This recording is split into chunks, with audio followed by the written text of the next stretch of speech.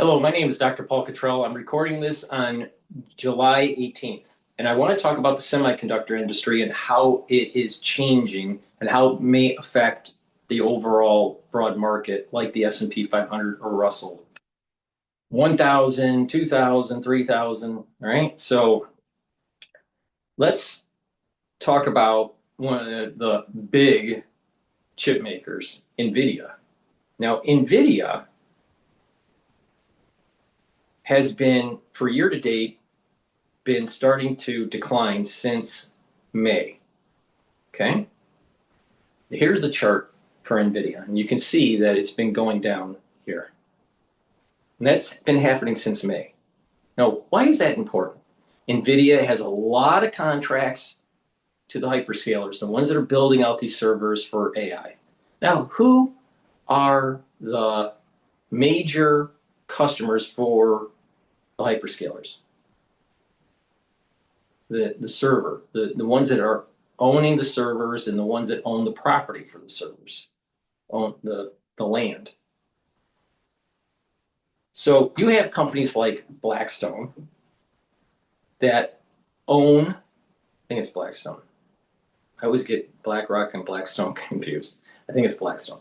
So Blackstone owns real estate and has built out these buildings and hooked up energy to them and have leases to companies that will maintain and buy servers.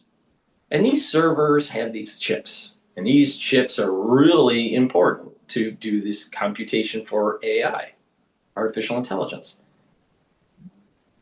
NVIDIA is a major supplier of these chips. So a lot of these server farms that are coming online have NVIDIA in them. And so NVIDIA has these contracts where these companies will install these servers, run the server, and they will pay a lease to Blackstone. So that's one flow of this whole build-out.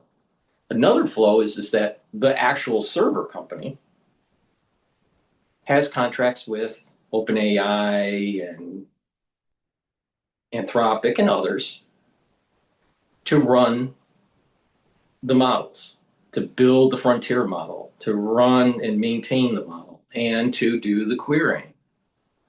The problem comes in is that the money flowing in to OpenAI and Anthropic is less than the money flowing out. The cost to run the models and the queries costs more than the money that they're making. Now, the thought is that, well, just keep on increasing the cost. But in the news, we just recently heard that companies are getting fed up with the higher cost of the tokens and they're blowing their budgets, so they are rational. They're rationing their tokens. They're de-tokenizing. Then there's talk about maybe building a local model for the companies, do computation locally, and not have to worry about OpenAI or Anthropic. In addition, when you're running your business and your AI agents on a system like OpenAI or Anthropic, they can see what you're doing. So loss of IP, intellectual property. So it's not sustainable. The point here is it's not sustainable. There's circular financing that's taking place where OpenAI makes a contract with Oracle, and that if OpenAI doesn't pay, Oracle doesn't get their money. But Oracle took out a lot of debt, and it's backed by Larry Ellison privately. So if OpenAI decides that they can't IPO, can't get other funding from private equity companies or venture capital companies, there won't be any money to pay Oracle, and therefore the whole thing starts to unravel. And if the hyperscalers aren't getting paid, why would they buy more chips from NVIDIA? So the smart money has already determined that NVIDIA chips, the actual demand for them are most likely going to go down in the near term. That's why NVIDIA is starting to sell off, on top of other chip makers catching up and other companies making their own chips, like Apple. So, with that, NVIDIA is starting to sell down. The semiconductors are starting to sell down. Let's just take a look at tech. I like the tech ETF. If you're longing tech, take a look at TECL. It's a 3 times leveraged ETF. And you get a similar pattern. It peaked for a year to date. It peaked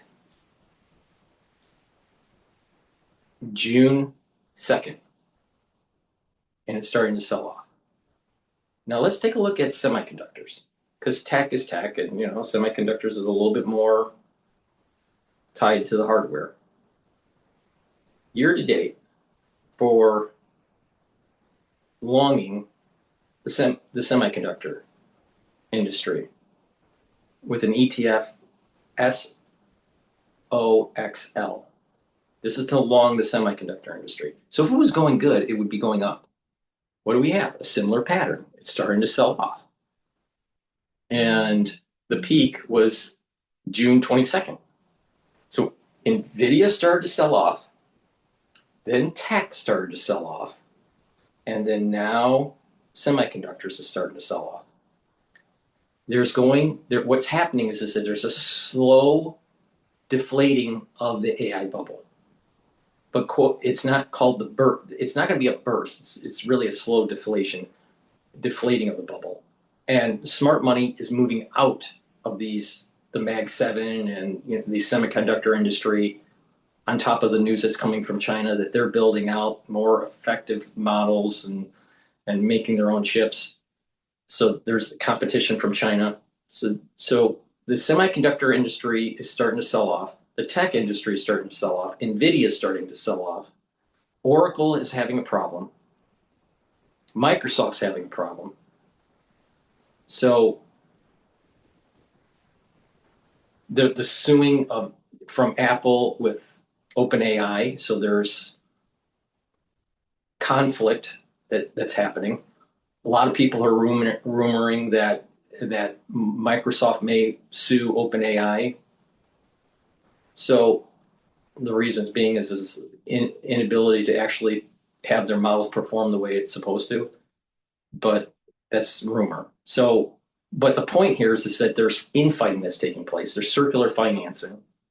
And there is this movement of investor class slowly moving out of the semiconductor industry. And this has been happening since June. And the rotation out of NVIDIA happened in May. It is happening. It's slowly happening. So things are starting to deflate. But we haven't heard the big news yet. Like NVIDIA can't get financing. NVIDIA defaults on an agreement with a hyperscaler. Or Oracle defaults on a debt. Something like that would really shake the markets. So this movement that's happening, and the bad news about the semiconductor industry, is starting to put pressure on the S&P 500, and it's pushing down. Now, I still have a year-end target for the S&P 500 at 7,800. I said 7,800 to 8,000.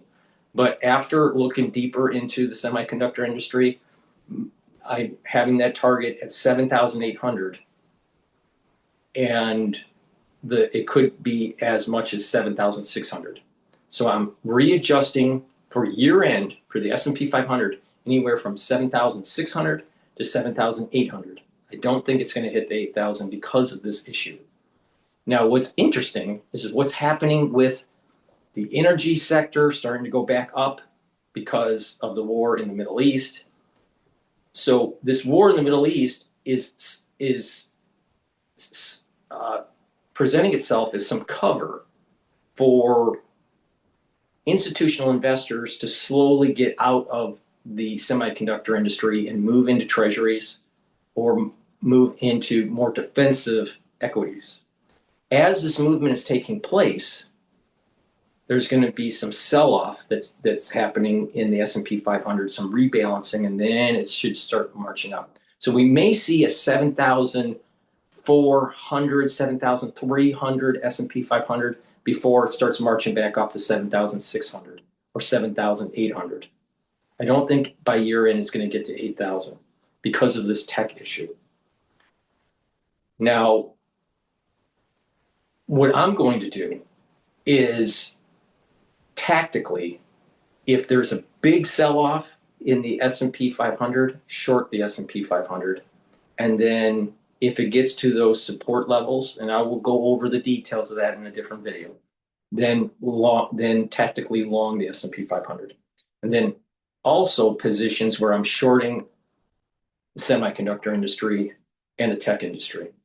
And the ETFs that I'm looking at to short the semiconductor industry, I'm going to keep on shorting the semiconductor industry even if the S&P 500 is going up. TECS is an ETF for shorting the tech industry. And also SOXS. So TECS and SOXS to short.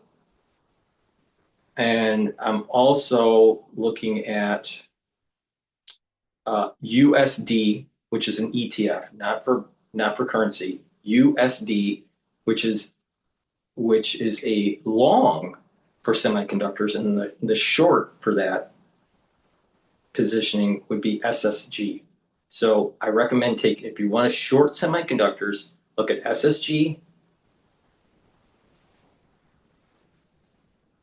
look at SOXS, and to short the tech industry, TECS. Now, if you want to short NVIDIA, do NVD.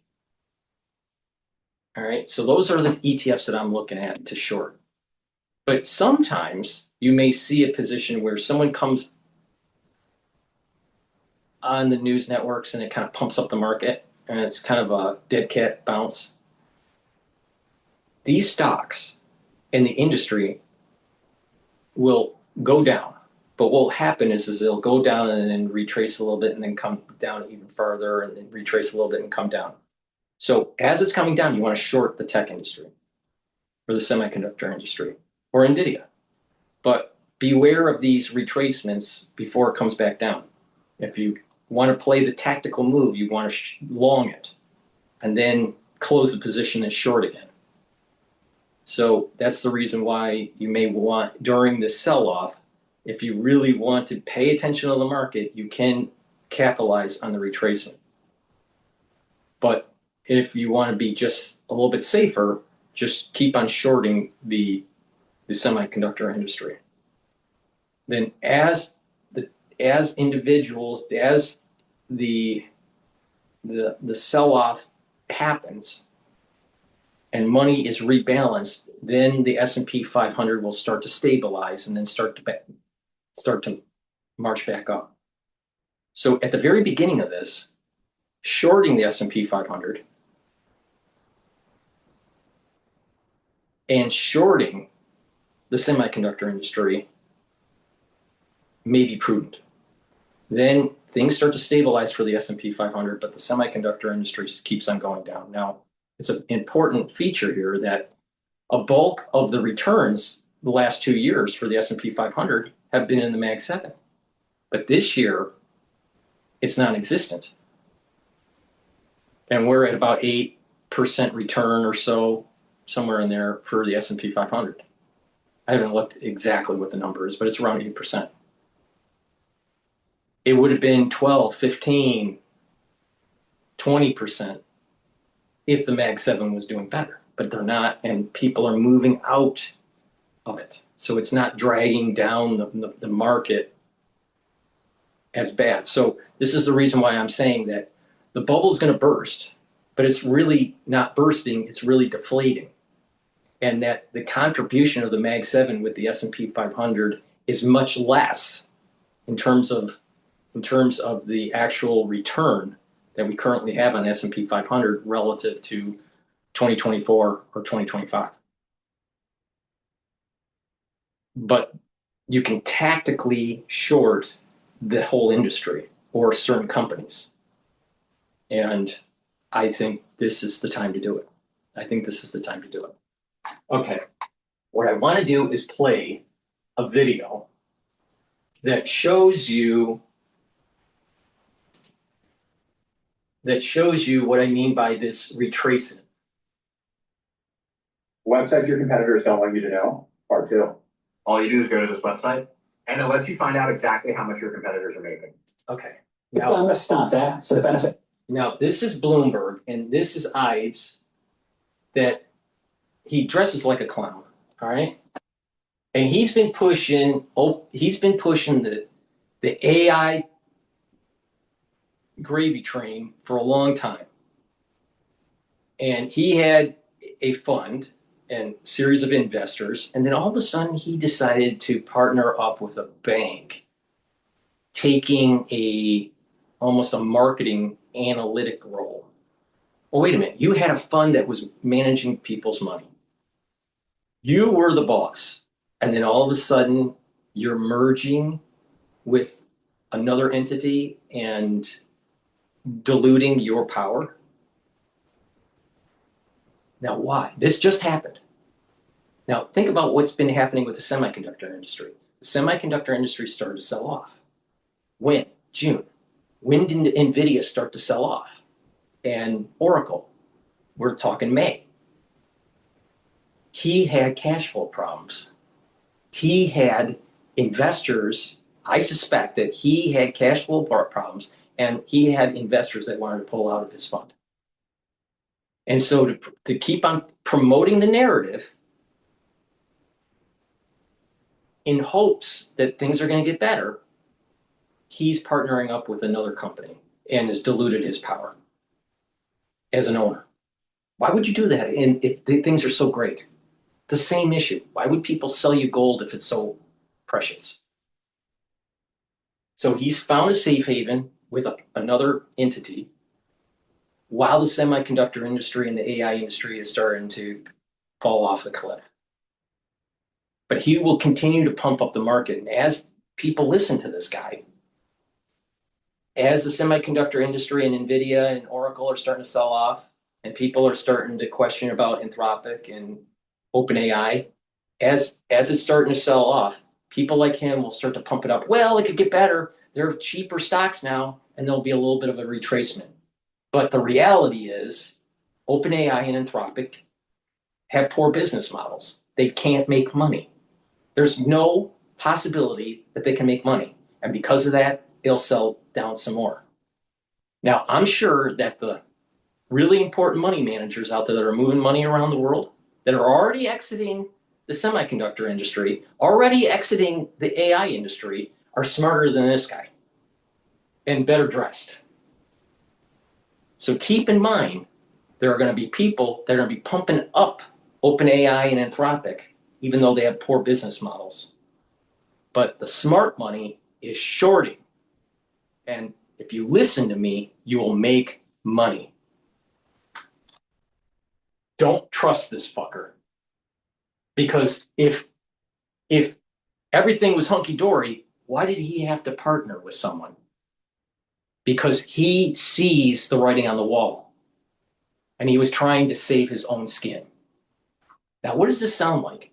Circular financing, no real revenue. That sounds like Enron. But then there's a little bit of a difference here. There's systemic risk with people that were building their models and business processes to an LLM where that company is not sustainable. So there's a systemic risk that's happening, plus with the loans, the contracts, that if one of the major players falls, the whole thing falls apart. Well, that sounds like Lehman. Contagion. What did we learn from Lehman? There were nodal points that caused contagion. and that it blew up the whole economy, the world economy. In this case, the contagion is related to business processes that people have been building out, also the tech and semiconductor industry, finance. It'll tie to finance because they have issued loans to these companies, bought commercial paper. So you have the investor class that is going to be holding the bag. There's contagion there. So it's going to affect the finance industry a little bit, but not as bad as Lehman. I'll grant you that. But the key to Lehman was twofold. They thought they could move risk to someone else and it won't affect them, and did not fully understand the feedback loop with these nodal points with the contagion. That's the big takeaway from Lehman. What happened? You can't push off risk to someone else in mass and not hurting you in the long run. And there's these nodal points that allow for contagion. What did we learn from Enron? The circular financing with no real revenues, no real net profit, eventually collapses. So it's a combination of the two, Enron and Lehman. It's a combination. But it won't be as big as Lehman because it's not dealing with the housing industry. But it probably could push us into a recession. And when that happens, you may start seeing defaults and the banking industry will start to hurt. If we fall into a recession and you start hearing banks are worried, then you want to start shorting the banking industry. But we're not there yet. We're not there yet. But there's elements of a Lehman-like event because of the contagion that this could set off, and this idea of you can just shift risk. This idea, he uses the term, well, OpenAI, they're forcing customers to just pay rent. Really? Really? And not realize that this business model isn't sustainable and brings down a lot of people like Oracle? You can't just shift the risk. You can't just assume that someone else will pick up the pieces. There's a feedback loop with this chaotic system that we will call the AI build out. But the circular financing and no real income, that's a little bit like Enron. Pay attention to this. It's already starting. The sell-off in semiconductors is starting. And the S&P 500 is having a hard time getting back up. Now, with the war, there's also a headwind. With higher energy costs, that's also another headwind. And that's the reason why I'm lowering my target to 7,600 for the S&P 500 to 7,800. It used to be 7,800 to 8,000. I'm lowering my target. And I highly, we'll see where it goes. But once it hits 7,600, you may want to move about a third of your money in cash. All right. Now, but if you pay attention to my show, I will show you what I'm doing tactically with selling the semiconductors on the tech stocks. We're going to play this video. Now, keep in mind, if things were so great, why did he have to partner up with someone? And if things were so great, why is it that what he's saying doesn't match the reality of the movement of money in the semiconductor and the tech industry? People are moving it out. Now, watch his face when he's asked the question about his new role. You have to remember, he was on Bloomberg all the time. Now, there is a historical precedence here with Bloomberg. They have a tendency to pump up people. Let me give you an example. On Emily Chan's show, when she was doing the Bloomberg Tech in the Bay Area every night after the market closed, she was pumping up FTX, and that's Sam Friedman. Never asking the right questions like, how are you really managing the client money? And because it was all new and shiny, oh, this is Bitcoin and crypto and everything's going to be hunky-dory. This is a whole new industry and all this. And it was nothing but a Madoff scandal. It was a Ponzi scheme. And Bloomberg couldn't discern that was happening. They pumped it up. I didn't have any responsibility. And once FTX blew up and he was indicted, Emily Chan seemed to go away for a while. Wonder why. Oh, she decided to have a kid. And then they rebooted her show as some sort of like moving around and talking to people and doing documentaries for Bloomberg instead of actually doing a show per day. They kind of kept her quiet. Now that's crypto and FTX and how that all blew up. Look at what's happening with AI. But we don't even have to look at AI. Let's go back a little bit farther. Bloomberg kept them pumping up back in 2005, 2006, how great the market is. And mortgage companies and the banking industry is making all this money and didn't ask the question about the systemic risk. Now, hindsight's always 20/20. But you're telling me that all these investigative journalists that are working at Bloomberg couldn't figure it out?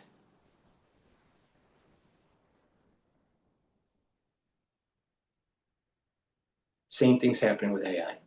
They're pumping it up, not asking the real questions. This guy isn't part of it. This guy is the Sam Friedman of of AI. You know how Sam Friedman was FTX for crypto? This guy was pumping it up. This guy is similar. He's not running a Ponzi scheme, but he's a marketer. He's trying to pump something up.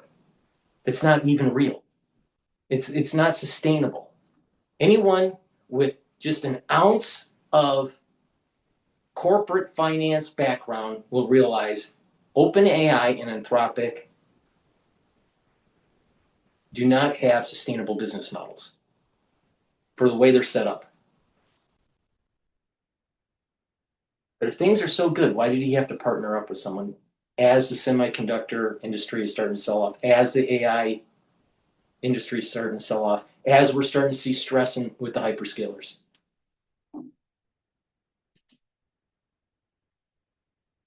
Our audience, new position, what kind of seat are you speaking from? Yeah, so again, partner and really be, on a research perspective, that's going to be my main role at Yorkville Ives, but it's a modern merchant bank. I mean, this is Yorkville Ives. So he's merging with the company. He's a partner and a senior managing director. Well, that sounds like a fancy title.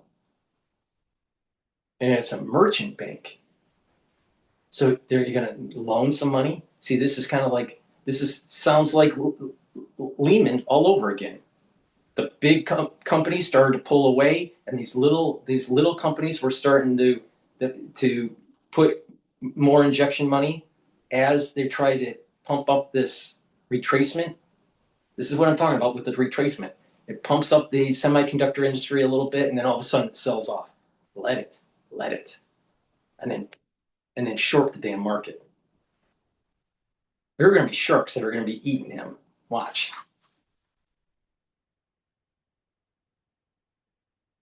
And the way his eyes were and the way he was answering that, it was like, you know what? You've actually watered down your position. Now, how do I know that? You got this fancy title, partner and senior managing director.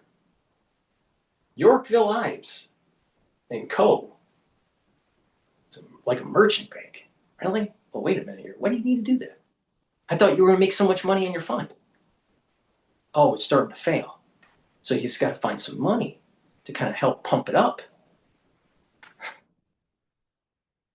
And when he was asked that question, He's kind of like lost in trying to get the right words out. But what is he going to be doing as a partner and senior managing director? What is he going to do? Let's listen. I bet it's going to be watered down, like an analyst role, like a marketing role. Watch. Something for me, 25 plus years on Wall Street, it's the evolution, it's the next step. It's something to really build something that I think is going to be special in this market, but really focused in terms of sectors, AI, tech, infrastructure, energy, because where I view the fourth industrial revolution, so excited to do this and found just the best partners to do it. These companies are borrowing a lot of money. They're spending a lot of money. The questions we're asking this morning, based on developments out of China, is whether they're borrowing too much and spending too much. What's your reaction to what we've heard from China? I think this is just called a white knuckle moment, no different than a mini DeepSeek moment to some extent.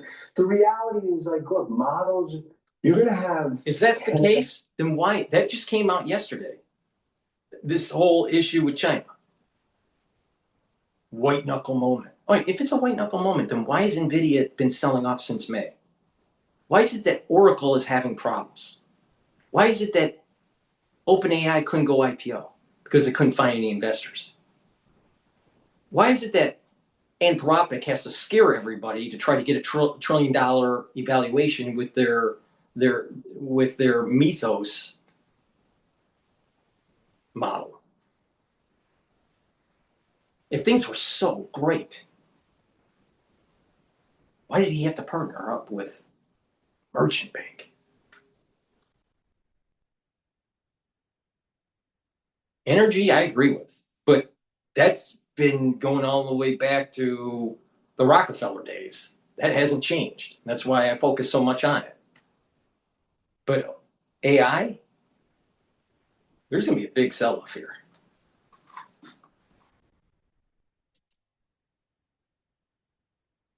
Or models over the next 5-7 years, vertical, geographic.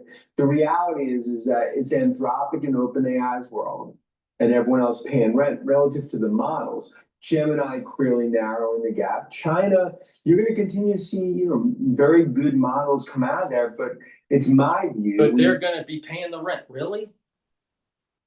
Why aren't these companies profitable? Oh, you'll build it out, and then you'll be so dependent on it that they'll be able to command the price. Really? We're already hearing companies pulling back on their tokens. They're reducing their budgets. They're de-tokenizing. See the problem here? Something doesn't make sense. Business is really simple. Money in, money out. You want more money coming in than money going out. You don't need to know anything but that. It's that simple. On any business. This guy is trying to talk up the market.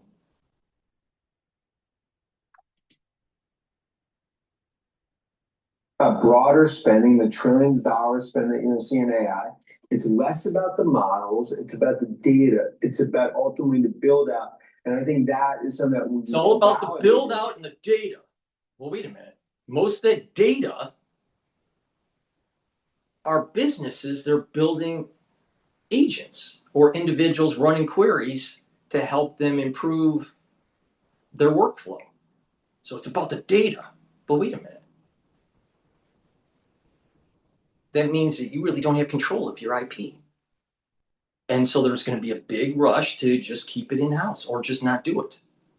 So OpenAI doesn't take your IP or Anthropic. So it's about the data and the build out. Now let's put our business hat on. Money in, money out. Money in needs to be more than money out. $1 trillion build out. Who will pay the $1 trillion? Now, we have a 39 trillion GDP. Let's just say 40, just to round it. $40 trillion GDP for the United States. He's saying that this build out is worth 1/40th of our nation's GDP. The United States GDP, 1/40th of it is the build out. Doesn't make sense. Doesn't make sense.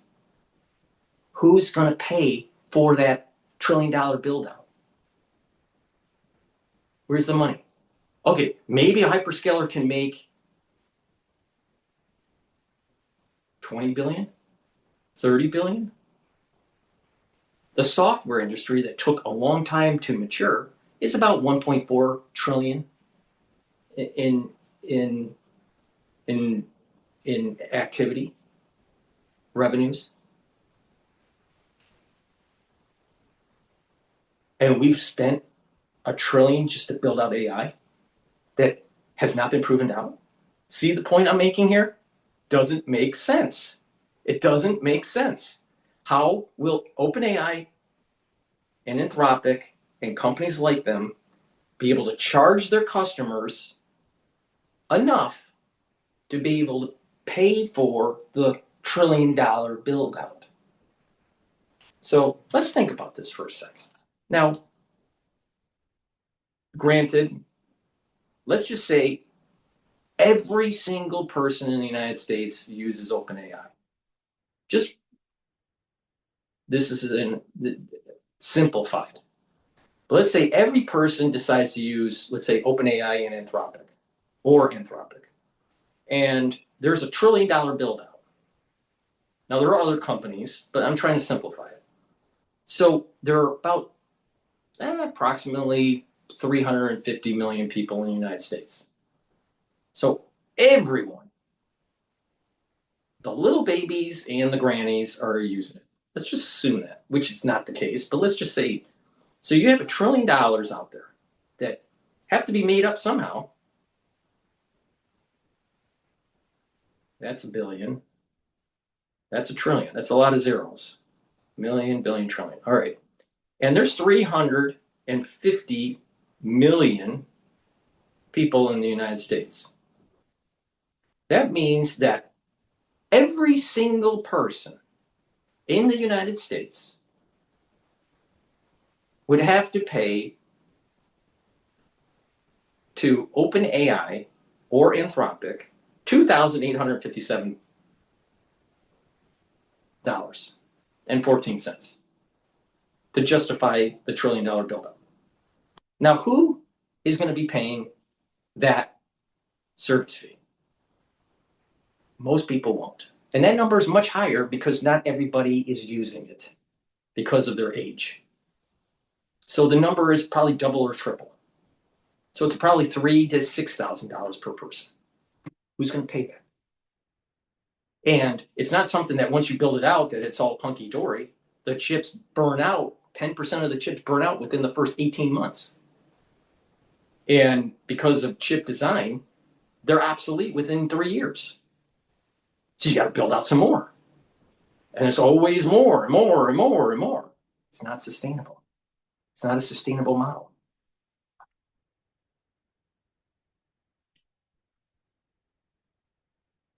GQ earnings. But doesn't this show that China is not that behind the United States?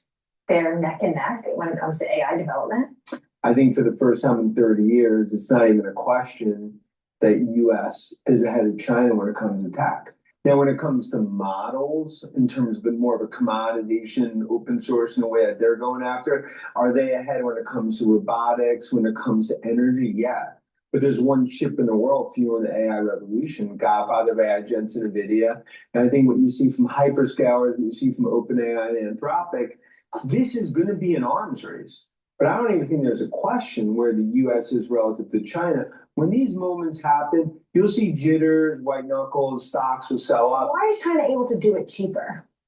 Because at the end of the day, the open source model, if you look, whether DeepSeek or any others, when you compare to what Anthropic's doing to what OpenAI is doing, that's tip of the sphere. In other words, OpenAI and Anthropic, they're going after the enterprise market. The models are just really the start of what the broader sort of end-to-end framework is going to be. When you think about where the vast majority of spending is going to be in AI, it's not necessarily in the models, it's in the data center build-outs, the CapEx, where ultimately is going to be physical AI. I just continue to Exactly. The big build out is going to be the chips and the servers, but they need to be paid. Who pays? Anthropic, OpenAI, and companies like that. But who pays them? Customers, businesses, and homes. Companies are not going to pay this exorbitant fee constantly to OpenAI to run their agents. It's not a sustainable business model.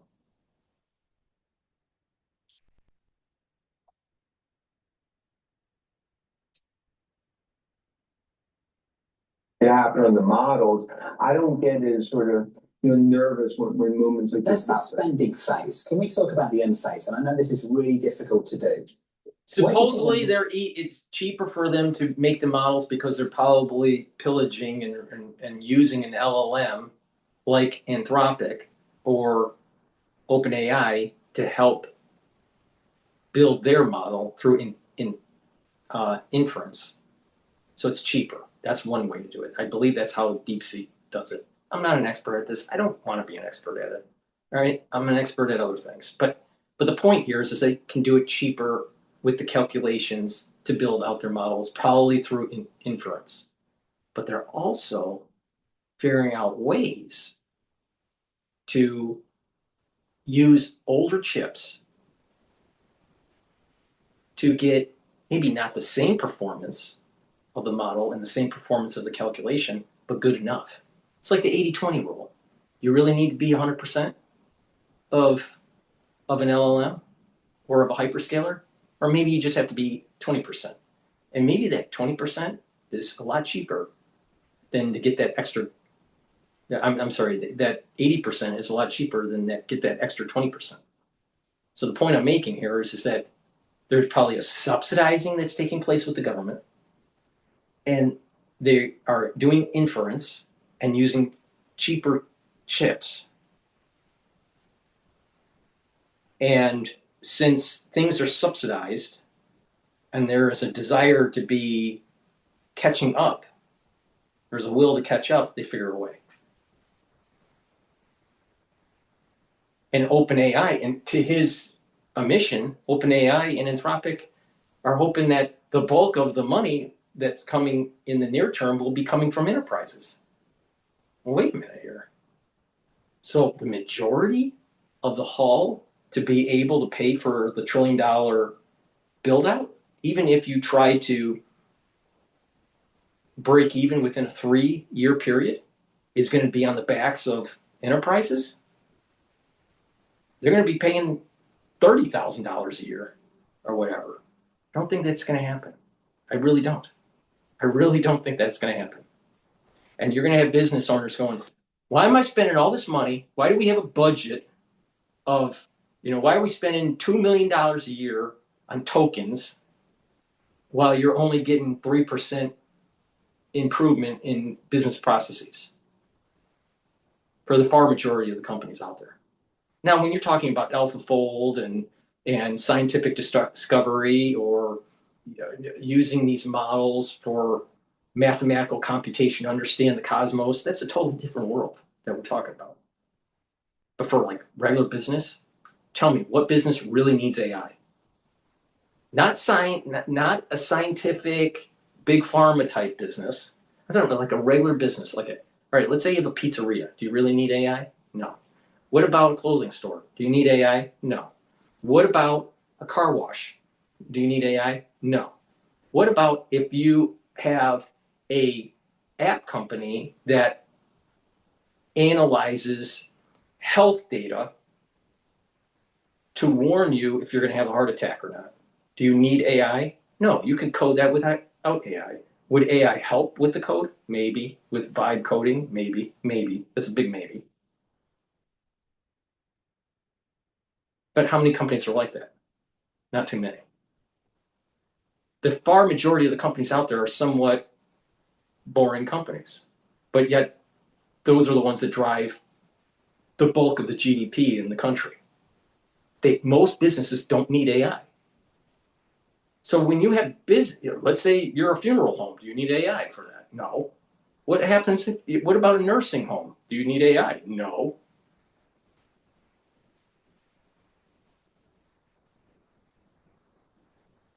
Now, let's say in a banking industry, do you really need AI?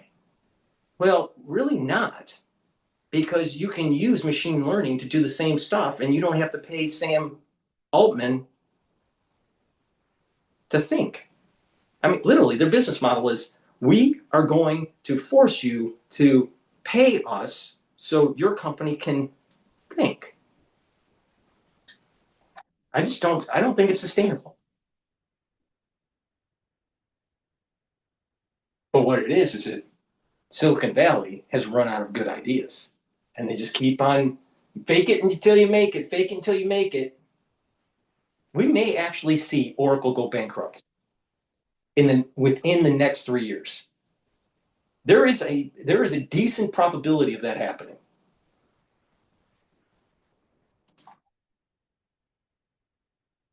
Is ultimately going to be made? The application layer, the infrastructure layer, where do you think the money will be made? I think it's the application infrastructure layer that's going to really be the hearts and lungs. Because if you think about today, all the data centers getting built, those data centers are going to be like a factory for cars. You build out the factory, but now you actually need the lines.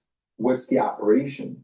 When you look at as more and more companies and the use cases, that's enterprise, that's software, that's use cases. Are you confident the app layer won't become commoditized? I would tell you the more and more companies that I talk to that are deploying AI and going down the AI path, I feel that that's become less and less of a risk. There'll be winners and losers. There'll be ones where ultimately they're on the wrong side of it, and maybe some of those stocks are reflecting some of the nervousness. But the view today is that, look, we're still in the third inning of the AI revolution. Now, we start off, we're in the second inning. This is not seventh, eighth inning because of where this is all going in terms of the physical. The financing is drying up. That sounds like the railroad crash of 1873. The build out is too fast. That sounds like the crash of 1873 with the railroads. The business model isn't sustainable with the cost to build out relative to what you can charge your customers. That sounds a lot like the 1873 crash. I'm not the only one saying this. Something doesn't make sense.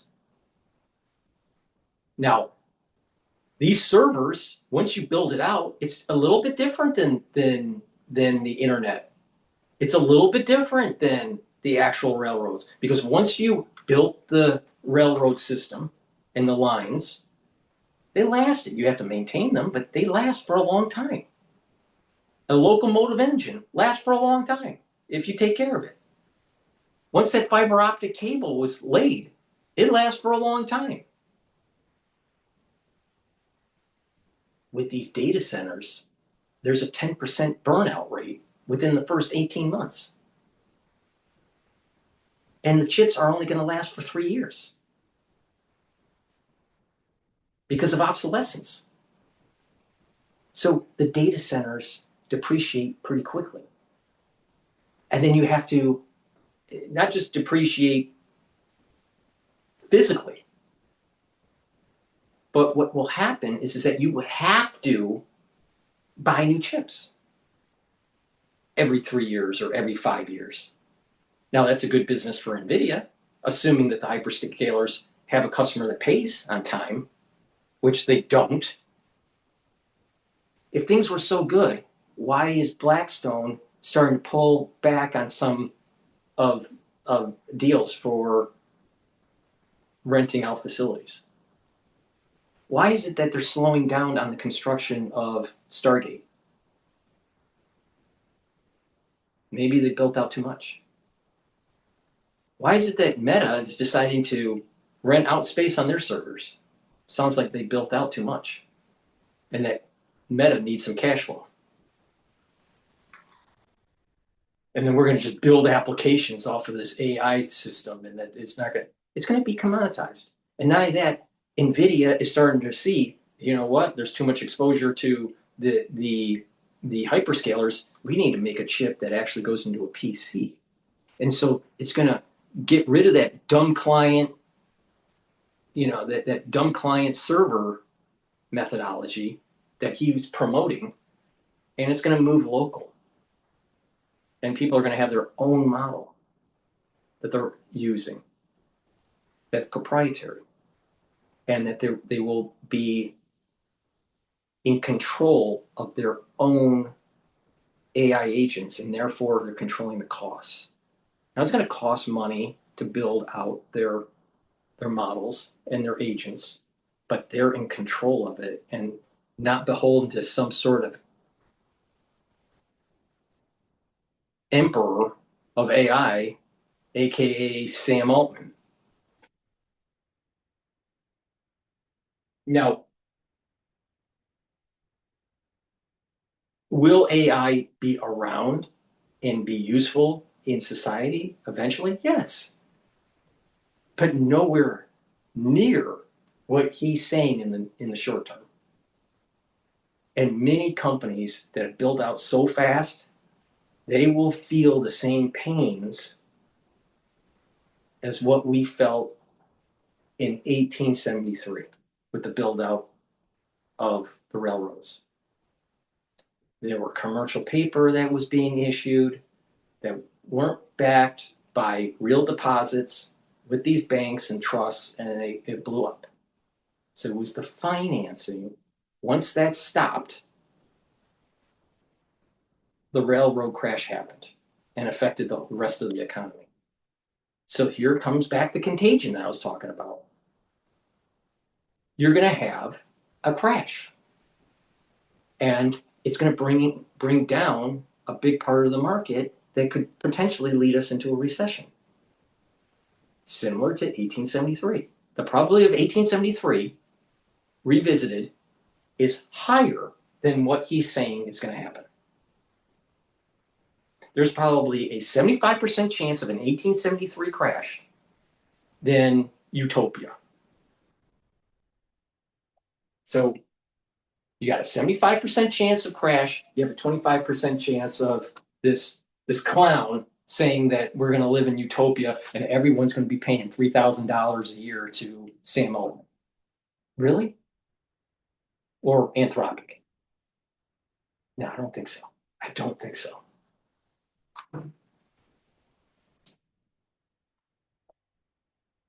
Yeah, look what Apple's doing. That's just starting the consumer AI revolution, where they're essentially a toll booth in the AI highway. What's going on with Alphabet and Gemini? Why are they behind? I view that in terms of everything that they're doing. You notice how he uses these terms, they fancy, these kind of like, off the cuff. Oh, we're only in the third inning and the toll booth of the AI highway and all this. Like, you have to get in. See, this is the commercialization. This is the marketing strategy. So you have to know that. You have to be involved. Your company, if you don't get involved right now, you're going to be dead in 6 months. And all of these dumb CEOs and CFOs and COOs bought into this bullshit lie. Why? Because most C-suite people are stupid.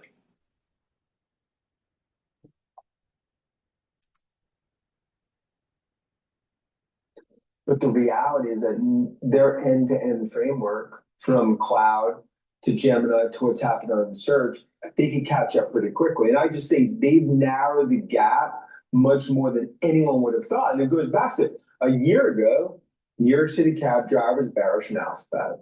Look where they are today. And Where are they today? I say New York City cab drivers still bearish. Maybe they're bearish on Microsoft versus where I think you've got to come with a new face, because in my experience with my New York City cab drivers, they're better on this market than most people I speak to on a daily basis. And that's very healthy because of ultimately more and more retail. They're bold and strong. They have a big seat at the table. And I know New York City cab drivers now they're driving. See, he switched his story when you had actually someone pushing back. Let's replay that. See, the guy is a marketer. He's a marketing bullshit guy. Let's just, I mean, I can't stand the way he dresses. What the fuck is wrong with him? I think New York City cab drivers still bearish. Maybe they're bearish Bearish? on Microsoft versus where, you know. I think you've got to come up with a new phrase because in my experience with my New York City cab drivers, they're better on this market than most people I speak to on a daily basis. And that's very healthy because of ultimately more and more retail. They're long and strong. They have a big seat at the table. And I know New York City cab drivers, now they're driving Bentleys because of See, the it's smart. bullshit. Like they'll be sent, I remember years ago, they'd be like, I really like Tesla. I'd be like, what, this model? That's Cab crazy. City drivers aren't driving Bentleys because of their insight on the market. I mean, come on. The guy's a dipshit. The guy's a dipshit. If he was right, then why is it that the semiconductor industry is down? It's selling off. Why? Because of all the things that I just mentioned. The circular financing is a problem. The continued funding of operations that are not making any money. The customers are pissed off that it's costing too much and they're not getting a ROI. That's the problem. And Ives can't really solve that. He can dress up like a clown. He can say all these things like Apple is the toll booth for the AI highway. Do you really need it? Do you really need it? No. The answer is no.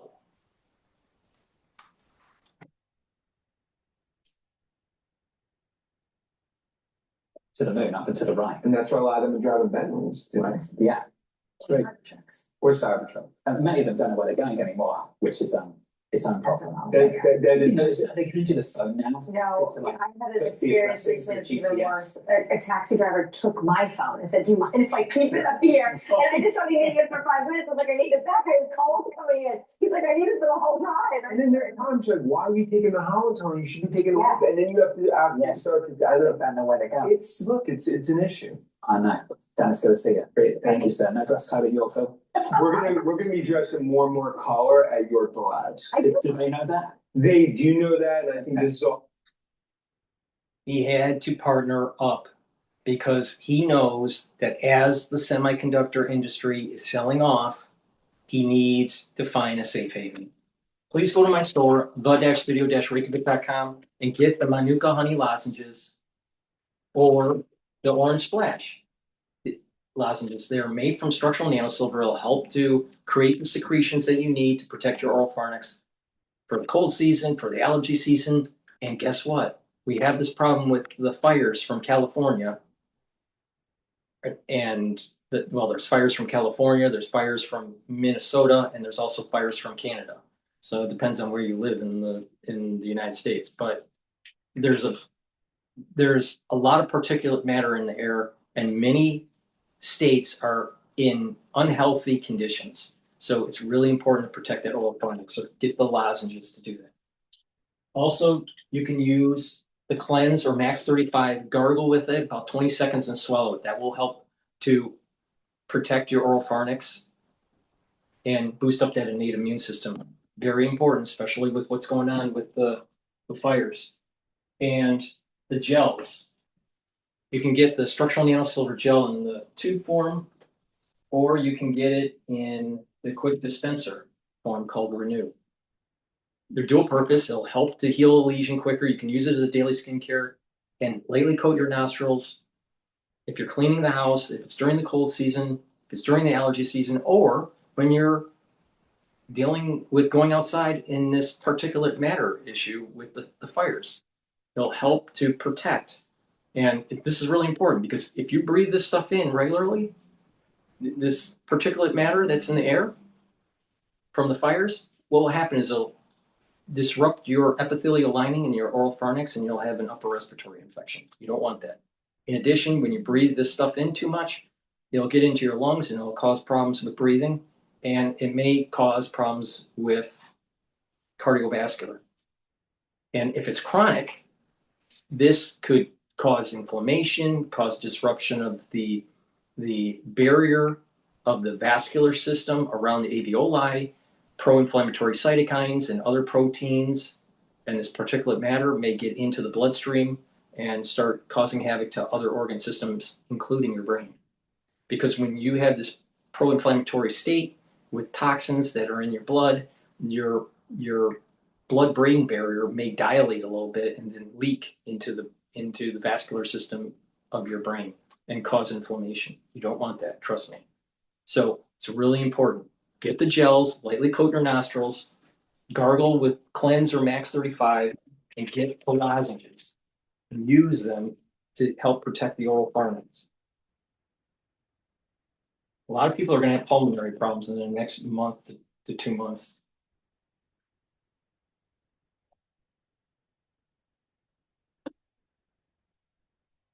Magnesium and zinc. Magnesium and zinc will help to boost up the immune system and help with the brain function. Vitamin C and magnesium also helps with boosting up the immune system and the brain function. But vitamin C also helps with improving your skin. So take both. Myotrol. Myotrol will help to build muscle. This will help with the gene expression to build muscle and maintain muscle. Super important if you're 40 years of age or older. So please go to my store, the-studio-reykjavik.com. This has polyphenols, flavonoids, and lignans to help with that gene expression. Omega-3. Omega-3 is super important to take to help with your cardiovascular health. It brings down inflammation, helps you to control your lipid profile, and helps to reduce the over-stickiness of your red blood cells to prevent overclotting. Omega-3 is super important to take every day to help boost up that cardiovascular health. And resveratrol. Resveratrol helps with youthful gene expression, helps with your basal layer for your skin so you look younger. Stacks really well with C60 to help with your skin.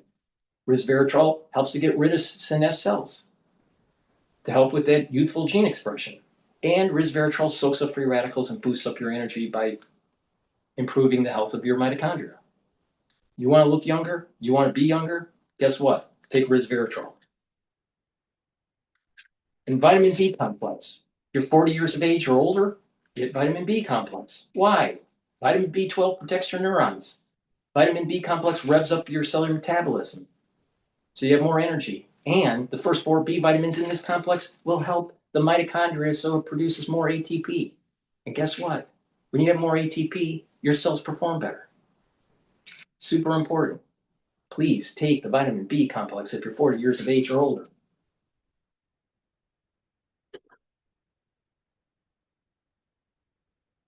And lastly, digestive enzyme complex. This is going to help to break up carbohydrates, proteins, and lipids, reduce the load on your pancreas. You don't want to be a Steve Jobs. You don't want to die from some pancreatitis or pancreatic cancer or anything like that. So digestive enzyme complex is going to reduce the load on your pancreas, allow you to absorb your nutrients and digest them with less stress on your digestive system. It has bromelain in it. Bromelain is an enzyme to help break up clots, super important for your cardiovascular health. And digestive enzyme complex has the proteolytic enzymes to break up glycoproteins, which is super important during the cold season. That's the reason why I said take digestive enzyme complex during the crisis. Amazing how it worked. Please go to my store. Get these supplements to help slow down the aging process. And if you want to mitigate the problems of the fires and protect your health, get the lozenges, the Max 35, and the structural nanosilver gel. All right, now let's pivot over to what I paused with the live stream from Bloomberg. US may be losing ground in the global AI race. Earlier today, we spoke with Bloomberg's Mike Shepard and Minmin Low about China's push to become the new AI leader. It's definitely an important priority for the Chinese government. In fact, they are grooming this entire AI sector as the next big export engine for China as the country transitions away from older industries like property, which is really in a big slump for several years now. So they're pouring a lot of investments to provide the patient capital to groom all these startups in the sector. And it's all part of the... So let me get this straight. These companies aren't going to be making real products that you buy. They're going to be service companies where you issue your AI agent to their model and they compute and then send you back an answer. Why are you paying someone to think for you in your company? I'm just saying. Doesn't make sense. It's either going to be local, and that build out should be local, not remote. Because don't you want to protect your important data, your IP? You want to send your data to China?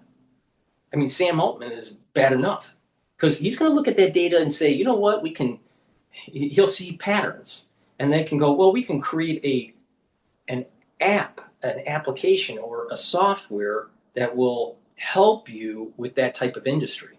But they don't know what to do because they don't know anything about the industry. So they're collecting information. Now, if Sam Altman's doing that, what the hell do you think the Chinese are going to be doing? Doesn't make sense. Doesn't make sense. And if you're CEO and you're listening to me right now, if you're a CEO or a CFO or a COO, if you're part of the C-suite and you're listening and you aren't pulling the plug of your AI development in your company, you're a fucking dipshit. Now, if you're just an employee of a large company and your CEO or C-suite is telling you to do this stuff, maybe you should start reverberating some of the things that I'm saying and basically say, this doesn't make sense for the company. Where's the ROI? If you can spend all this money to do this for no proof of an ROI, why aren't you getting a raise? Why aren't the shareholders getting a higher dividend if you can spend all this money? Because the C-suite got scared through a marketing strategy that was a pump and dump. It's a fake it until you make it strategy from Silicon Valley. And all these CEOs bought into it. The C-suite too dumb to see it because they got scared. This mythos thing about the vulnerabilities of the internet, you can find them in older models that are open sourced. Those older models can find most of the vulnerabilities that Mythos was finding. So, well, wait a minute here. Not only is the vulnerability more by using this, but the sales pitch about Anthropic is more hype because they're not unique. They're not this unique thing that you absolutely have to have. But the C-suite isn't smart enough to dive in and really think. And all of a sudden they start paying money and then realize they aren't getting the ROI and they start to pull back, and then we have the market crash.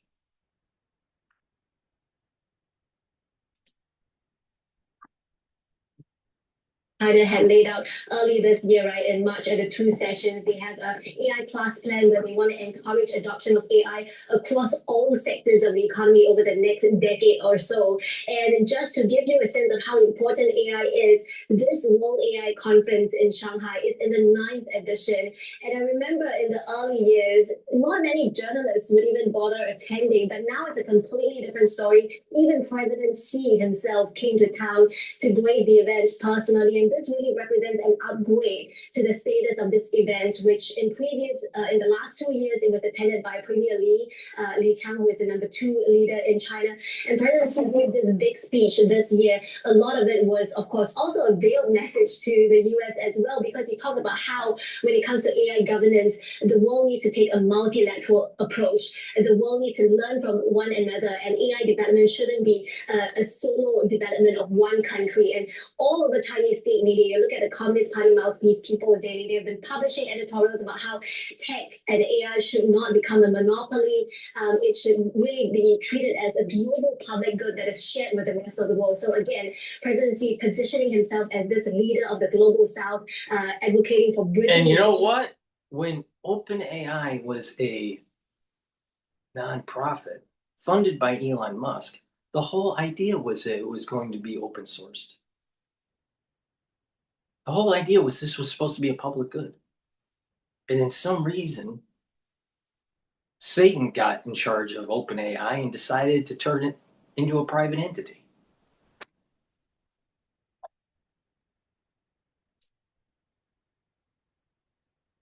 Right, so he announced a few key initiatives, including offering at least 5,000 training opportunities in AI for people in the developed countries and allowing them, some 30 countries to tap into this AI-powered meteorological system to safeguard their homes, for example. So really, and also, yes, a couple of days ago, there were some 29 countries who signed up to be part of this China-led group called the World AI Cooperation Organization. And it's just yet another platform that could give China more sway in shaping global AI norms.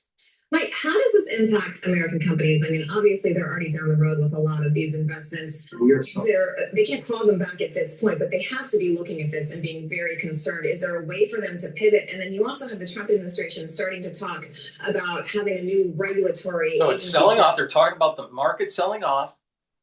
They're talking about the semiconductors been selling off for a while. The S&P 500 will retrace because of just it's the broad market, but the semiconductor industry is going to be continuing to sell off, and that's the reason why I keep on saying start using these ETFs and short the semiconductor and the tech stocks every day. Every day you wake up, you short, you make some money, close it. Next day, short, make some money, close it. Next day, short, make some money, close it. And that way you can take the profits and roll it into the S&P 500 and buy when it's low. And you're accumulating shares. So when it does come back up, you are benefiting from it. Now, I just told you how to survive this bullshit that Sam Altman created. That the overinvestment in the hyperscalers created. Now, if this really gets bad, it's going to cause a recession. And there are going to be more people unemployed. We have around 4.2%, 4.3% unemployment. I think the new number is 4.2. So that's the U3 data, the unemployment number. The U6 data is much higher. It's like 8.3, 8.4%. But the point here is the headline number is low. But the headline number is going to get a lot higher if we go into a recession. And the U6 number will be even higher than that. So we probably, if we get to a recession, we probably see a 4.2% unemployment go to about 6.5% unemployment. And the U6 unemployment from 8.3% or 8.4% to maybe even 12%.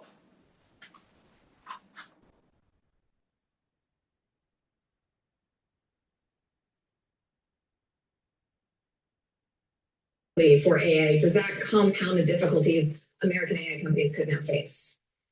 Well, take the second part first there, Christina, because it's the latest, and it was a scoop from last night from our team here in DC. And the companies actually would welcome some sort of a coherent approach to AI safety reviews. And an issue is, they did not like the way that Anthropic's Fable 5 and Mythos 5 were essentially ordered off the market via export controls over concerns that the guardrails on them weren't adequate. And we saw the same sort of pressure. But when people ran the models that were open sourced and other models that were proprietary, they noticed similar results in terms of finding the vulnerabilities.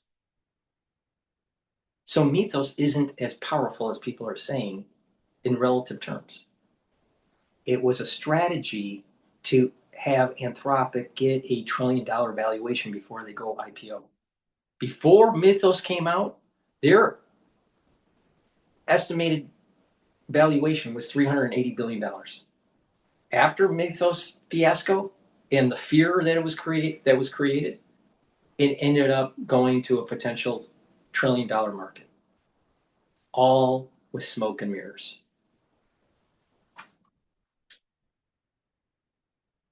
And these individuals from Bloomberg and from the other business channels, or the ones that are heavily invested in the AI build out, they're making these statements. Well, wait a minute. What about some of the other data points? Like the other models also found vulnerabilities. So is Mythos special? No. Does it justify a market valuation of $1 trillion? $1 trillion? Yet they didn't make any money yet?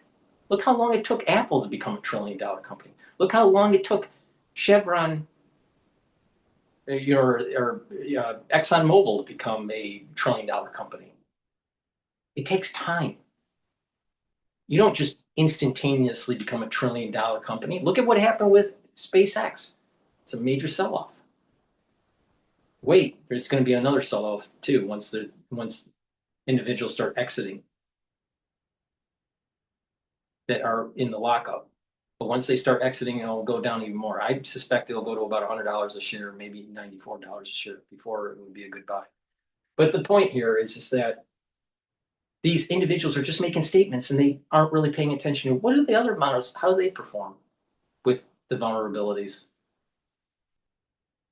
Is Mythos really that much better in terms of finding vulnerabilities? And that, a major tool for hackers? Or maybe the other models are too. And when people actually did the research, it came out that these other models can do it too. So we're manufacturing a consensus that's stating that Anthropic is really important. Yet it's not, and it's not making any fucking money.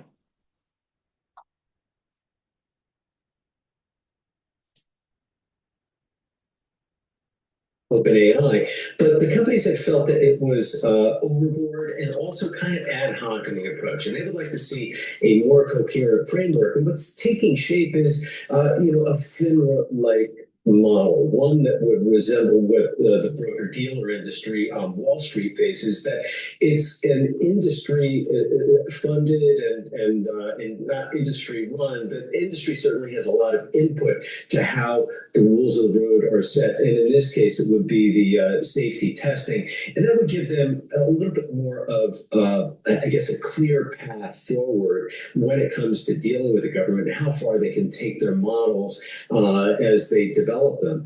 More broadly, though, the question of how companies are reading this moment, look, many of them are playing the long game. And all this week we heard from TSMC, they were reporting, look, we are seeing demand for AI chips and AR hardware going through 2030. It is going to be hard to meet. And that is a message that was echoed by SK Hynix during Ed Ludlow's interview with the CEO just little more than a week ago, as they were making their public market debut here in the U.S. And it's a message that's been reinforced by NVIDIA Chief Executive Officer Jensen Huang. They just see the demand from hyperscalers here in the U.S. and even elsewhere as being off the charts. And NVIDIA also caught a bit of a break, and some of the other American companies caught a break too, with the declassification of the United Arab Emirates, which is trying to establish itself as a real center of development for AI. And they see that as a new market that they can break into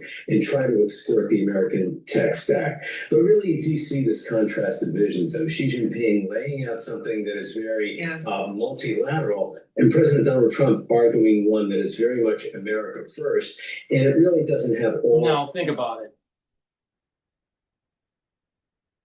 China comes out with this, capability. It scares the semiconductor industry, scares the people that are invested in AI. But then all of a sudden, there's a desire for the government to come in and help.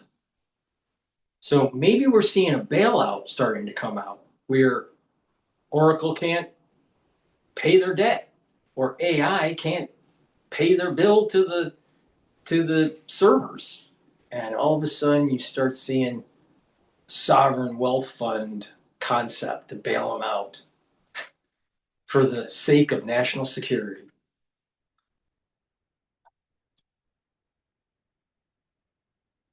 Pieces together in the same way that you do see China putting on the table now. I'm just looking at that sell-off. You saw NVIDIA lose a lot of ground yesterday, and Apple gaining a lot of ground. These two companies with huge market caps really vying for top spot there. That's up, meet in the middle there. Yeah, we got earnings coming up here, so we'll see what happens here in the weeks ahead. All right, and coming up, does the Iran war pose a political liability for Republicans this fall? We're going to hear from Democratic Senator Chris Murphy. So we'll go to some other 13 troops injured, it looks like, injured in Iran war this week. So we'll play that clip. Please go to my store, la-studio-reykjavik.com, and get the probiotics. You can get it in powdered form or veggie cap form.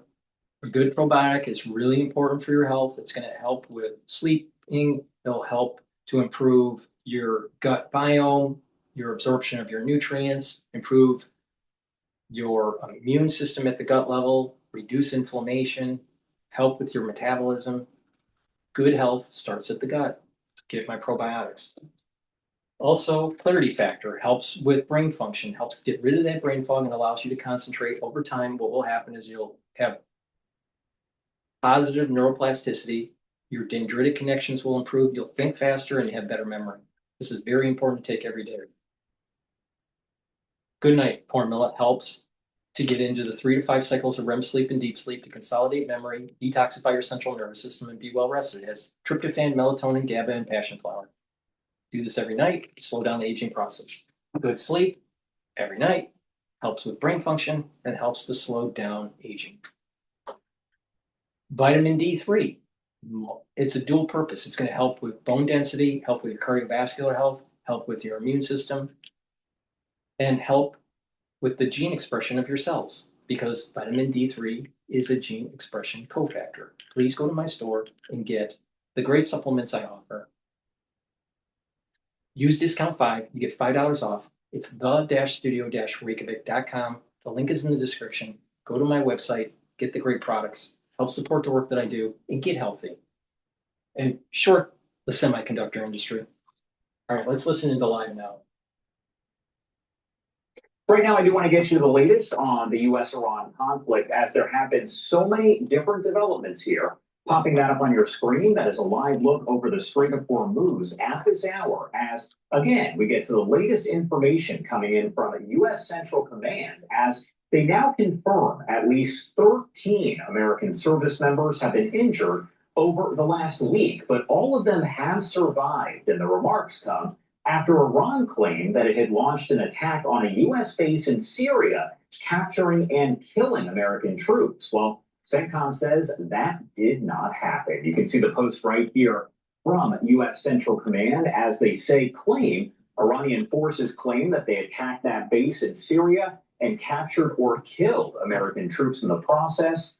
False. Fact, no U.S. troops in the region have recently been killed or captured.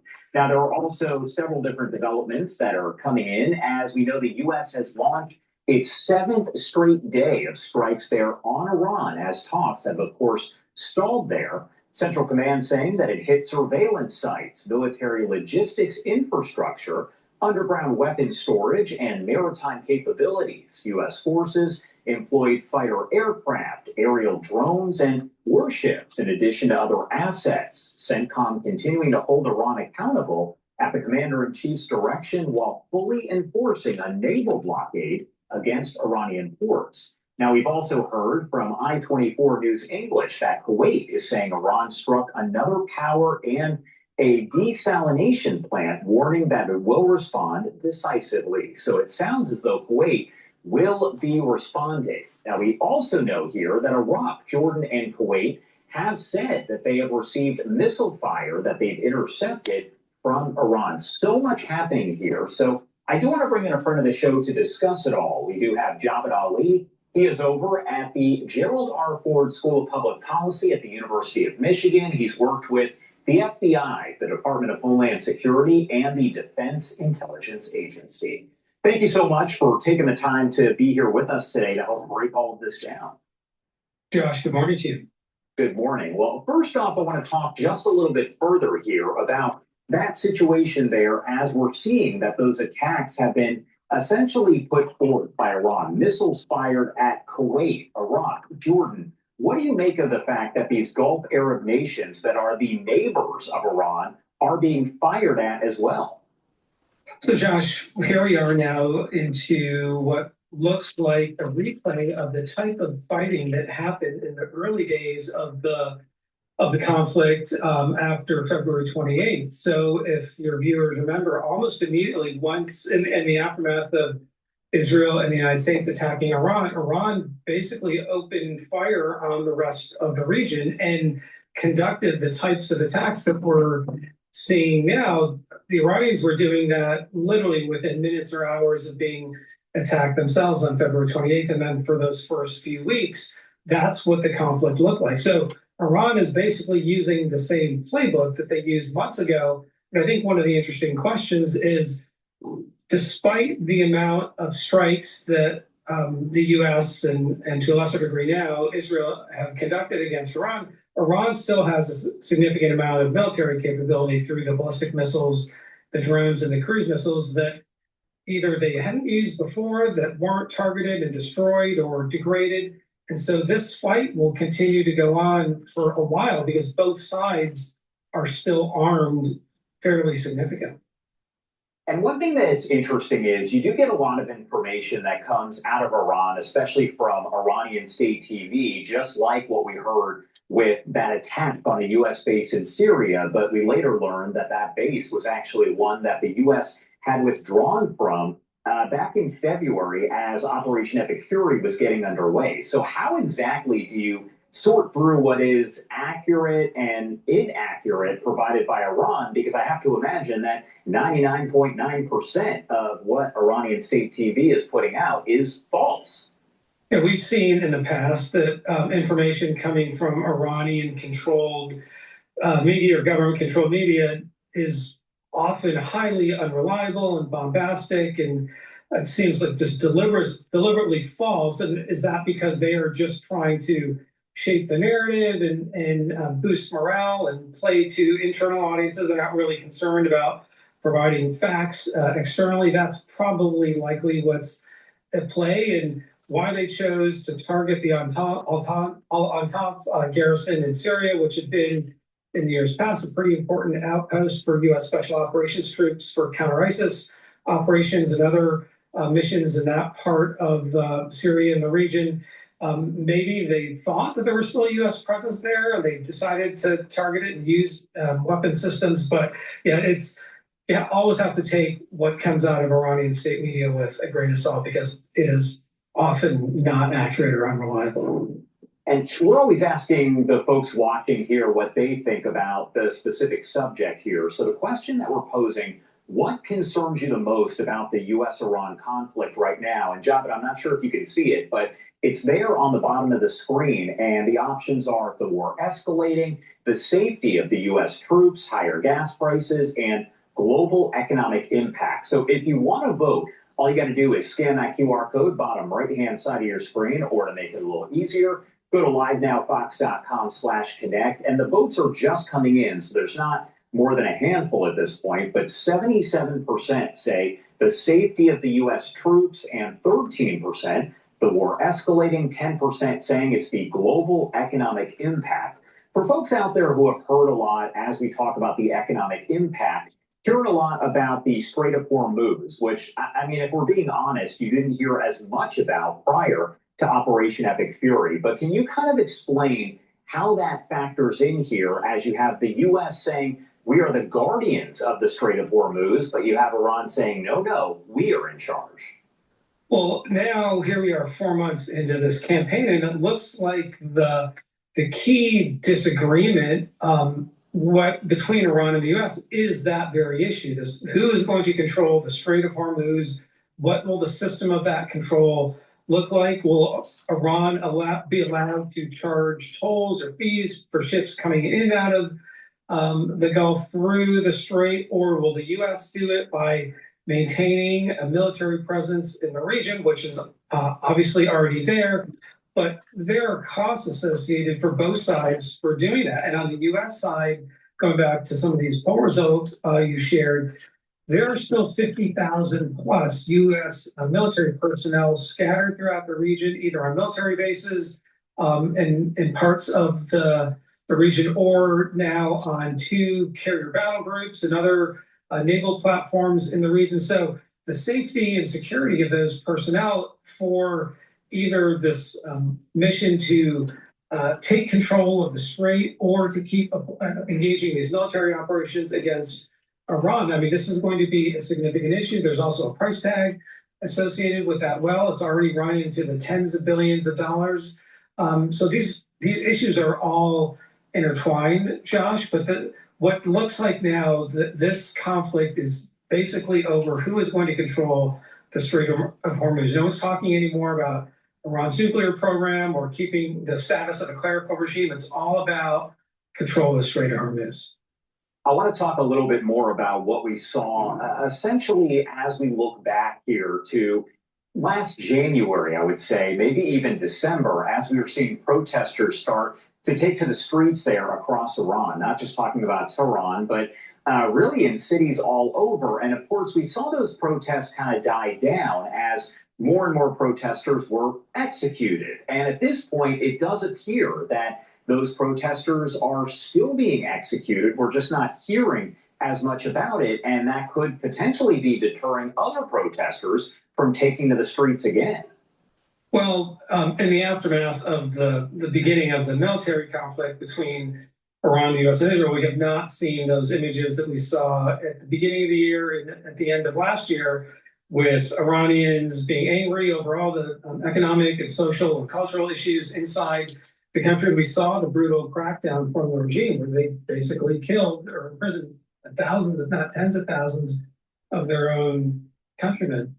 So this is something I don't see happening anytime soon, because the Iranian people, even though they probably are beyond angry at the regime, they have to fear for their own safety and security. And on the flip side, over the past few months, and certainly in the past couple of weeks, we've seen these different kind of images of Iranians mobilizing to the streets for the funeral procession of Ayatollah Khamenei in the mornings over his death. And there were millions of people there. Now, some of that was probably staged and controlled, but still, that's a different type of mood inside the country than the ones we were seeing 6 months ago or at the end of last year.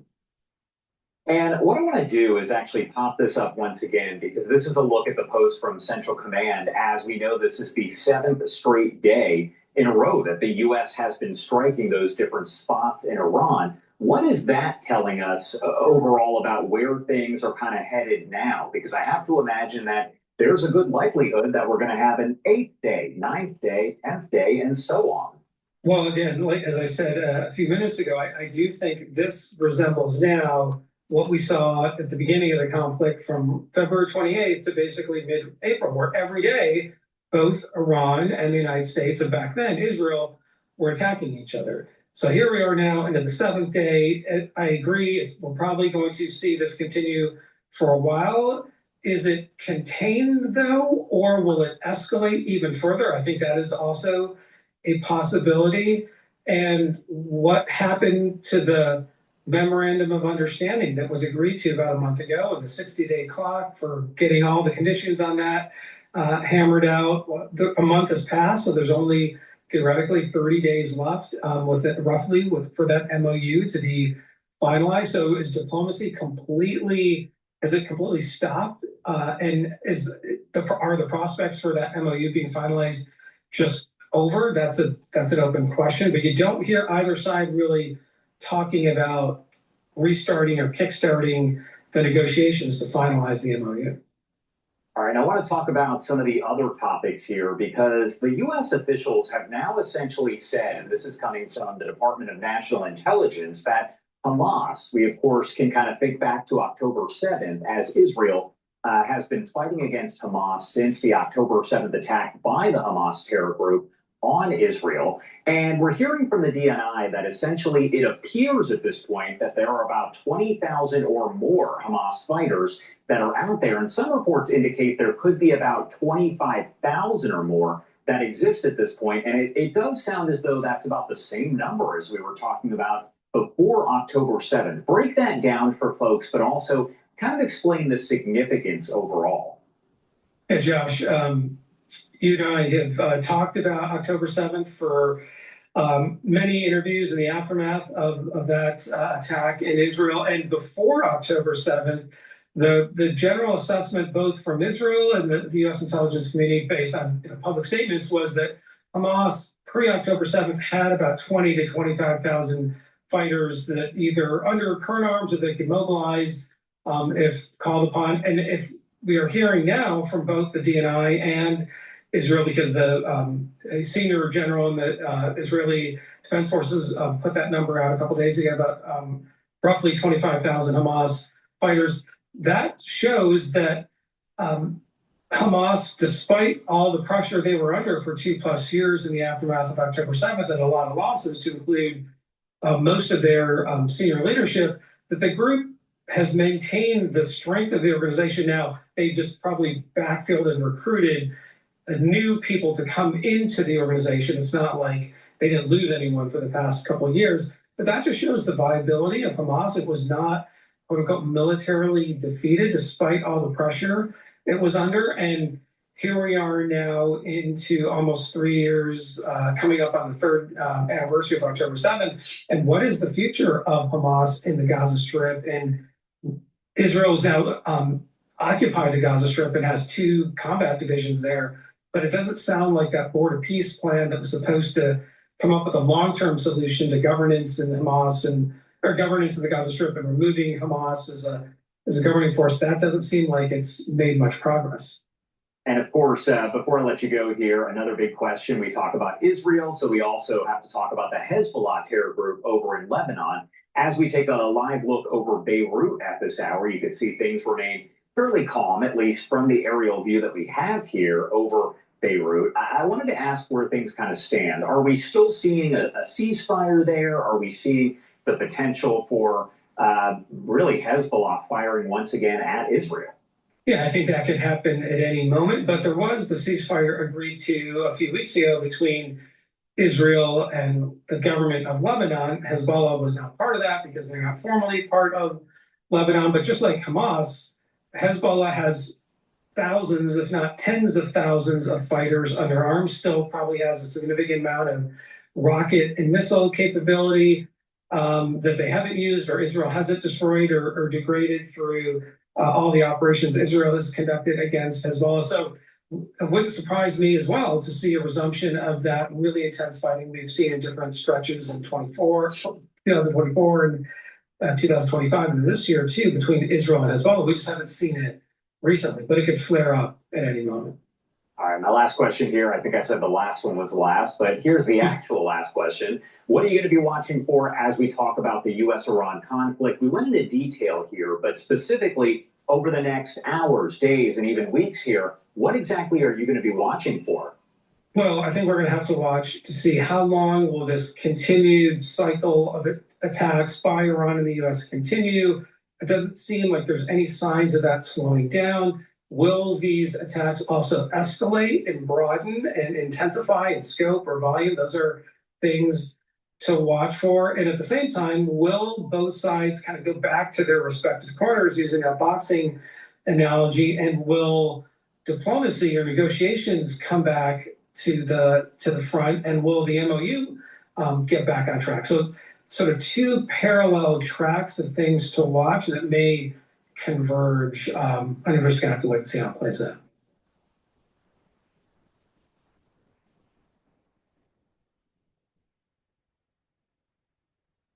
All right, we're going to play the CNBC and Fox analysis of NVIDIA, Micron, SK. But before we do, let's talk about some supplements. Please go to my store, the-studio-reykjavik.com, and get the heirloom barley. Heirloom barley helps to detoxify, bring down inflammation, and soak up free radicals. That's going to help your immune system, your endocrine system, cardiovascular system, even brain function. Gladiator barley gets all the benefits that you have with the heirloom barley, but one extra one, and that helps to build muscle.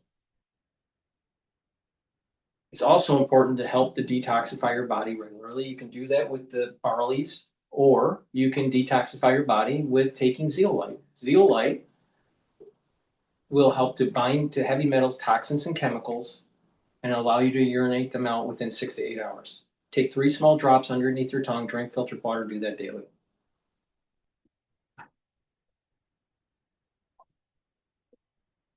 And this stack here is really important to help to slow down the aging process. Turmeric brings down inflammation and soaks up free radicals. Lignans soaks up free radicals and brings down inflammation. It helps the immune system and the immune system and endocrine system. And the ashwagandha root helps to bring down cortisol levels and it helps to control your blood glucose levels. When you stack these together, you're slowing down the aging process. And you're helping the immune system, the endocrine system, cardiovascular system, and brain function. So I highly recommend you stacking these. You can take them separately, but I recommend you stacking them. They work better when you stack them. So please go to my store, the-studio-reykjavik.com. Make sure you use discount 5.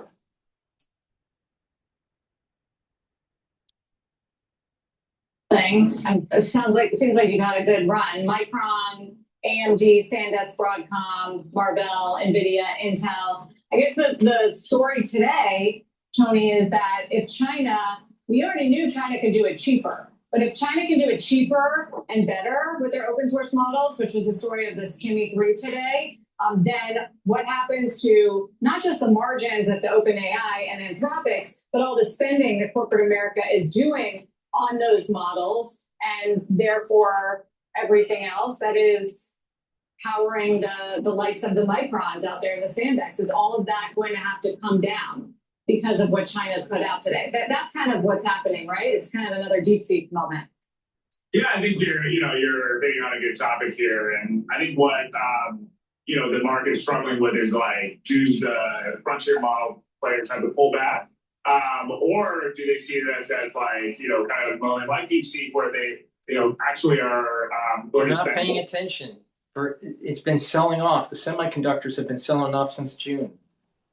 NVIDIA has been having a problem since May. Oracle is signaling that they have problems. It's a bigger story than just what China is doing. Now, what people will say is maybe there was a little bit of over sell-off on Friday because of the news from China, and there'll be a little bit of a bump up. And that's when you start shorting.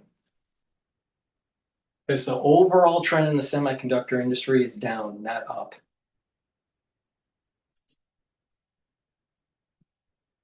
Because of what's going on, it's more competitive now. I think a lot of it is like the productization of AI, and specifically on the frontier. Like if you look at like where the economics accrue, it is like at the frontier bleeding edge of technology is where it's all kind of where you earn the most value creation.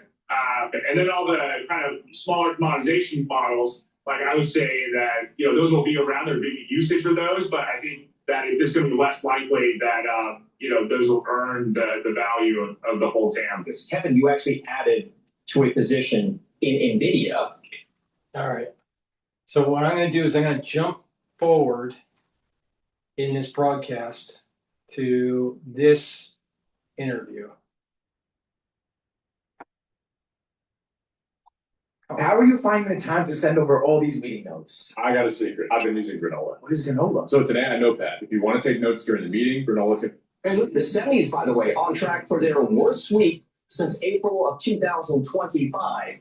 And that leads us up to our talk of the tape this hour. Should you buy the pullback, or is there still more pain to come? No, it's more pain. Let's ask CNBC contributor Tom Lee, the head of research over at Fundstrat Global Advisors.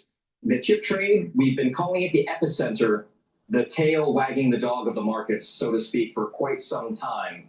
But we did see a nice little run up in the midday session for many of these volatile memory stock names. How exactly do investors and traders reconcile the volatility versus what we could see in terms of long-term price appreciation for these particular types of stocks?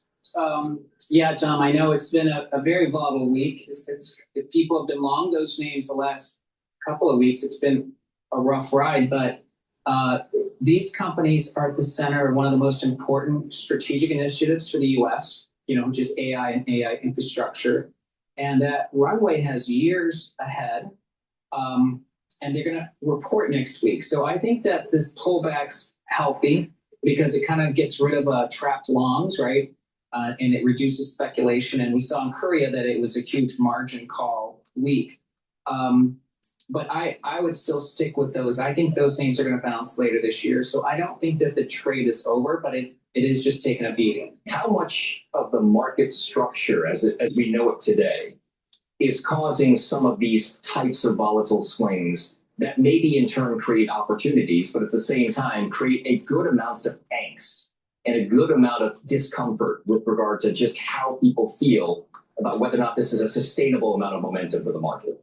Yeah, I mean, it's the reality is there's push button liquidity for everybody now, institutions and individuals. And I think that was 0-day trading options and leveraged funds definitely create more volatility. It is always creating an opportunity for the long-term investor, because if someone missed the DRAM trade or the semi trade and now they can buy it, or even Korea, and they can buy it 20% cheaper, that's the entry point. But yeah, it's very difficult. I mean, my institutional clients, many of them are having very difficult years because shifts in the themes or the winds or even visibility cause instant reaction. And it's something people aren't accustomed to. Is leverage a factor in your mind? Forget about the world of leveraged ETFs, which is a different conversation that we can have in addition to what's going on right now. But from a margin debt standpoint, from a people understanding whether or not they should be long short-term something or short-term something with push-button liquidity, as you point out, is that something that we should be fearful of? Has it reached a point where we could see further market structure deterioration, the likes of which we have not seen up to this point? 100%. Margin debt today is now up 54% year over year, which is the 6th highest rise in like 60 years when you look at monthly data. And the other 5 times, similarly, the market consolidated over the next 6 months 5 to 6 times. Because when that cohort of traders is tapped out, they borrowed money, the market is vulnerable to a drawdown, which is what happened in Korea, right? In Korea, I believe the data is 1.2 million brokerage accounts at a margin call. And that may be as much as 10% of actual adult brokerage accounts. I mean, it's a massive, massive correction follows. So could that happen in the US? Yeah. So that's why a rolling correction, that what we're seeing now, is super healthy, because it's not the whole market coming down. It's just pockets of it. And people have ballast, like owning the Mag 7 or the software stocks. I have to start with chips, and a lot of these chip makers now in bear market territory. Is this healthy profit taking, or is this? All right. So we're starting to see the signs of what I've been saying. Now pay attention to my shows next week. I'm going to be shorting the semiconductor industry tactically, in and out type stuff.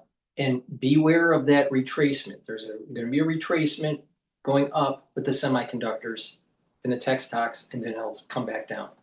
Please go to my store, the-studio-reykjavik.com, and get the structural nail silver toothpaste. This will help to whiten your teeth, freshen your breath, reduce inflammation at your gum line, and improve your gum line.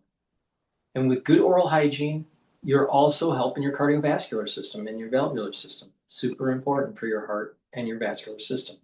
This has no fluoride, has the structural nanosilver that helps to neutralize. You should be using this toothpaste every day, but especially during the cold season.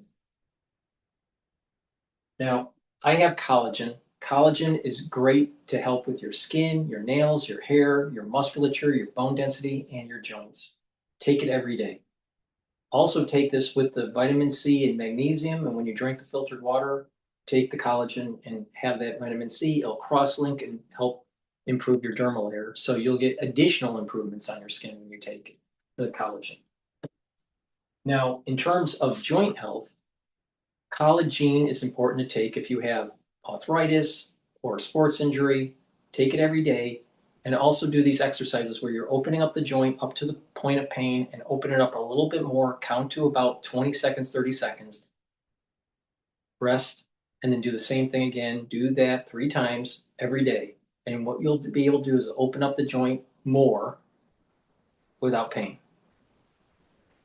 Take the collagen every day, and what that's going to do is help remodel the joint. It's going to help to remodel the cartilage and the cushioning of the joint, block the pain, and also block the pain by blocking NaV 1.7 pain gatekeeper. They'll also help to reduce inflammation by inhibiting EP4 and reduce the joint erosion by blocking MMP3 and MMP13.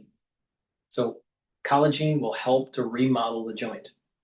I recommend that you take it with the collagen because the collagen has the components you need, the building blocks to remodel that cartilage. The collagen helps to recruit that and also block those enzymes that cause problems. So please follow my advice, get the collagen, and do these exercises. All right, one more video and then we'll wrap it up.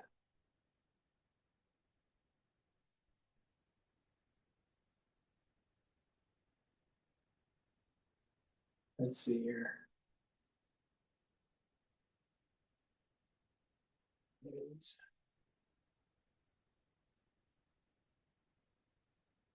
Now let's see. I don't know. It's too long. That's 2 hours. Let's see. U.S. military marks historic first in operations against Iran. That was the boat issue. Just in 13. All right, this is Fox News about the 13 hit. I am addicted to this electrical engineering game.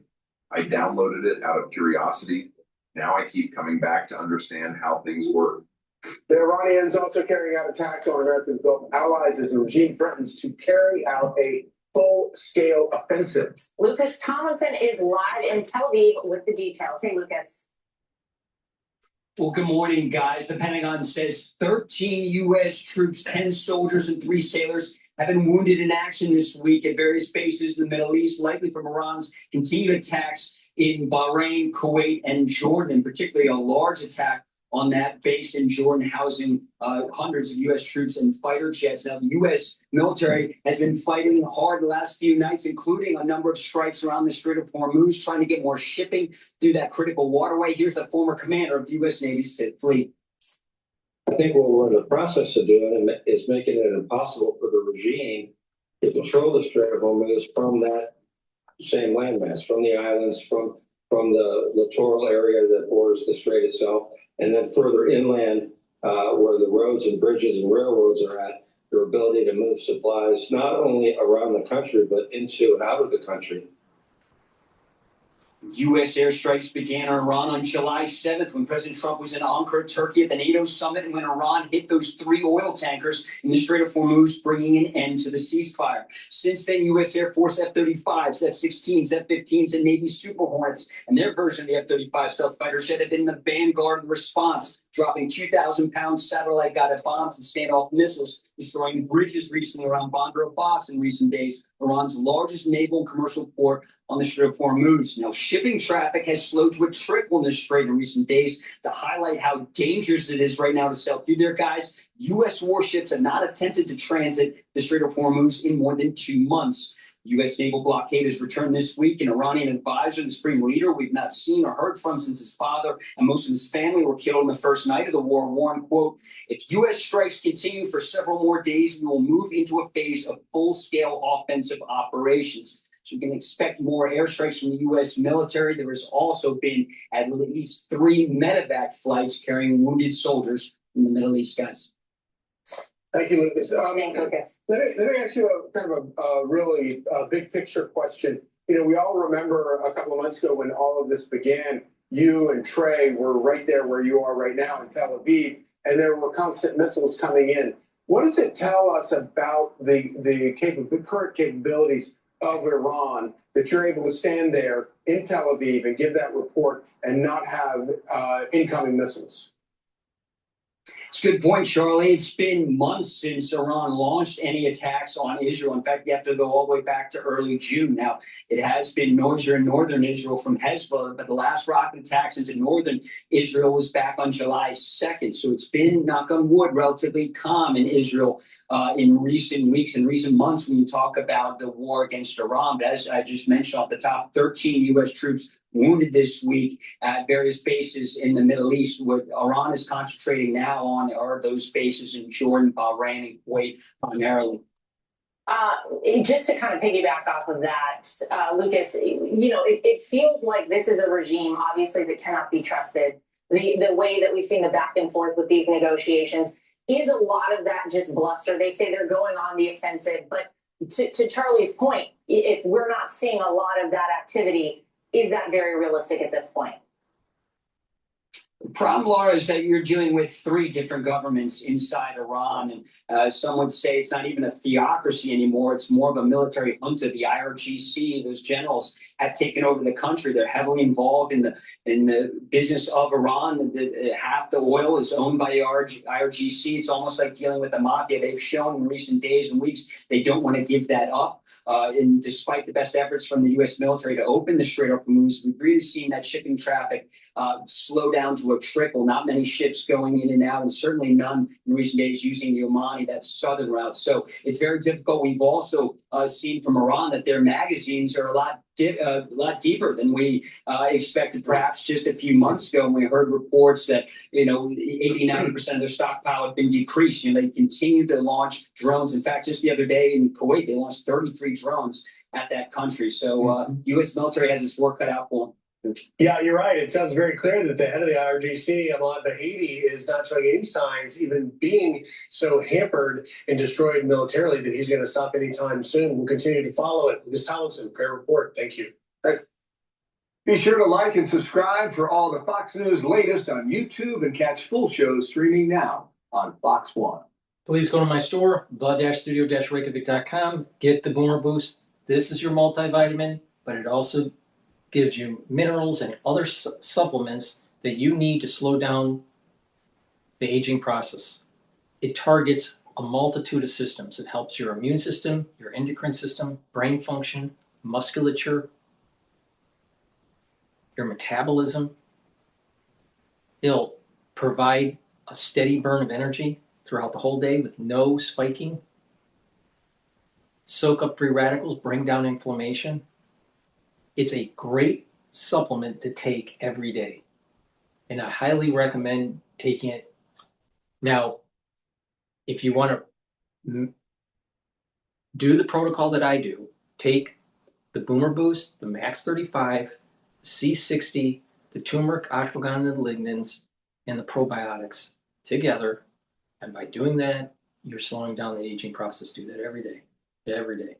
And if you want to add stuff to it, like I do, you're adding in the magnesium and zinc and the vitamin C and the omega-3 and the resveratrol. There's lots of ways to customize the clarity factor, but this should be in your protocol every day. It's very powerful and it works, and it helps to slow down the aging process. And you're targeting all these different systems. And you get that steady burn of energy, and you can stack it also with the heirloom barley or the gladiator barley. It's a great way to also control your blood glucose levels. Now, I was talking about C60. C60, you can get in MCT coconut oil, avocado oil, or extra virgin olive oil. C60 needs to be in oil for proper absorption, preferably on an empty stomach in the morning. Take a teaspoon a day every day. This is something that I've been doing for over 10 years every day. Now, what this will do is soak up free radicals about 1,000 times stronger than vitamin C. And it's going to help the health of the mitochondria, so you're going to have more energy, more ATP, which is really important to slow down the aging process. You're bringing down inflammation and bringing down stress in the tissues, so the tissues will perform better. They'll help with your immune system and endocrine system, help the health of your neurons, and also reduce the concentration of oxidized LDL. When you do that, you're reducing plaque formation, so your cardiovascular health will improve. In addition, C60 helps the basal layer of your skin, so your skin will improve. It stacks really well with resveratrol for that very purpose of helping the basal layer. So you will notice that you look younger, and you will be younger biologically, because by bringing down stress, by bringing down inflammation and soaking up free radicals, you're allowing your tissues to perform better, and has less stress causing the aging process, such as shorter telomeres and the over-methylization of genes. Because a big part of aging is your genes that were expressed when you were in your youth are now going through a methylization process, leading to less expression. Well, we want to slow that down. We want to reverse that. And it can be done if you follow my protocol. It's really simple. Bring down inflammation, soak up free radicals, boost up energy levels. Please go to my store, the-studio-reykjavik.com, and get the C60. You can get it in a 2-ounce, a 4-ounce, or an 8-ounce configuration, but it's something that you should be taking every day. And you will also notice some other benefits, such as being able to concentrate better. You'll have more energy. So please go to my store, the-studio-reykjavik.com. That's the end of my broadcast. Thank you for listening. Share the links, ask your social media to follow me, and get the great products that I offer to help to improve your health. And watch my shows. I will tell you what to do in the market in real time in terms of longing and shorting certain assets. Thank you for listening and have a nice day.